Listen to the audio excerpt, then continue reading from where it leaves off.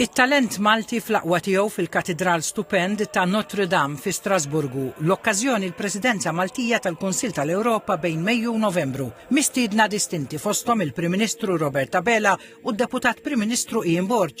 Il-katidral innifsu fil-pjazza li ġib ismu Place de la Catedral huwa meqjus kapolavur tal-arkitettura gotiku, tlesta fl-1439 u għal dak iż-żmien kien l-itwal bini fid-dinja. Il-preżenza majestuża tiegħu fil-qalba ta' Strasburgu għadha ssaħħar lil ħafna sal-lum beluf ta' kuljum iżuruh.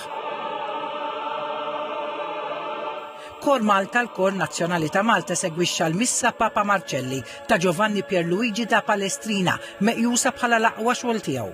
This year, 2025, is the 500th anniversary of the birth of this composer, who is represent a milestone in Western music. First of all, it's about Renaissance music, and a venue like this, a cathedral like this, is the perfect venue.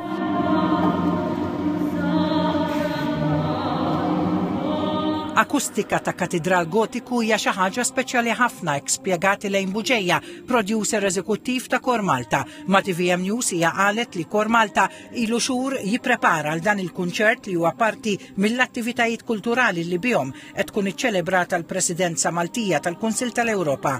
Il-kor bħalissa huwa format minn 8 persuni li huma parti minn ensemble li wkoll jinaqdu miegħu koristi oħrajn li naħdmu magħhom regolarment.